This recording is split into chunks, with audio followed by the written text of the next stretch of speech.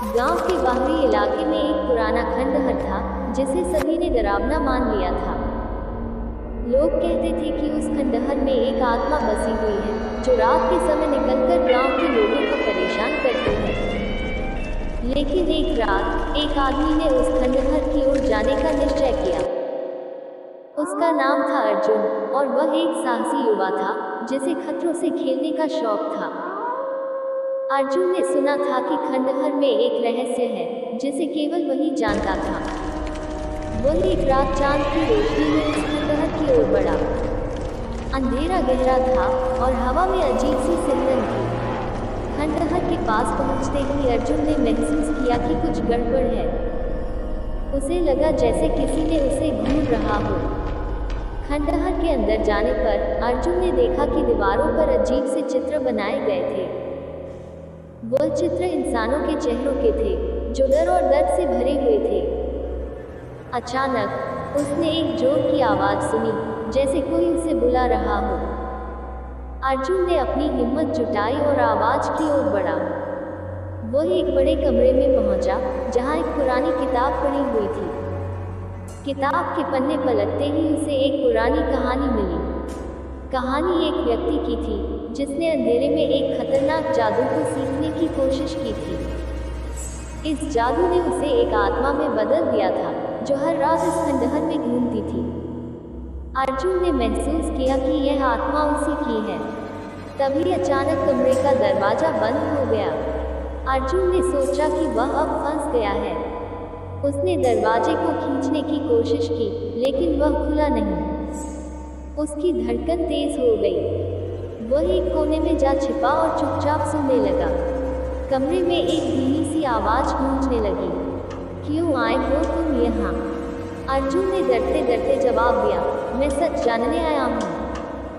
अचानक कमरे की रोशनी धीमी हो गई और अर्जुन ने एक धुंधली आकृति देखी। वह एक महिला थी जिसकी आंखों में गहरा दुख था। तुम्हें पता है कि मैं कौन हूँ? उसने पूछा। अर्जुन ने सिर हिलाया। मैं वो हूँ जो इस खंडहर में फंसी हुई है। मेरे पति ने मुझे धोखा दिया और मुझे यहाँ छोड़ दिया। मेरे बाद उसने एक जादू किया और खुद को बचा लिया।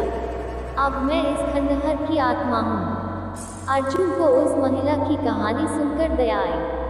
उसने कहा, मैं तुम्हारी मदद करना चाहता हूँ। महिला ने उससे चेतावनी दी, इस जादू को खत्म करने के लिए तुम्हें एक विशेष मंत्र पढ़ना होगा, लेकिन तुम्हें सावधान रहना होगा क्योंकि जादूगर तुमसे बचने के लिए हर संभव कोशिश करेगा।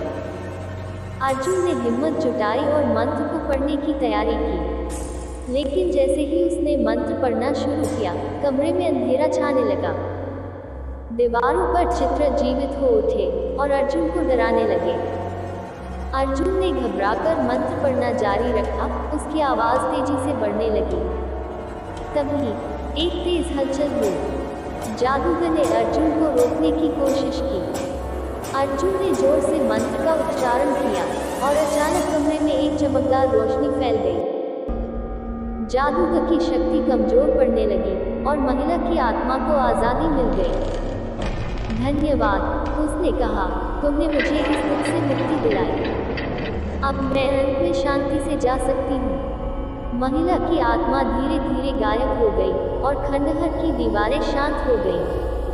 अर्जुन ने राहत की सांस ली और बाहर की ओर बढ़ा। बाहर आते ही उसे महसूस हुआ कि अंधेरा कम हो गया है। उसने समझा कि साहस और दया से बड़े खतरे का सामना किया जा सकता है। अर्जुन ने ये निर्णय लिया कि वह अब से हमेशा दूसरों की मदद करेगा और कभी भी डर को अपने ऊपर हावी नहीं होने देगा। गांव में लौटकर उसने अपने अनुभवों को सबके साथ साझा किया। खंडहर की कहानी अब गांव के बच्चों के लिए एक सीख बन गई।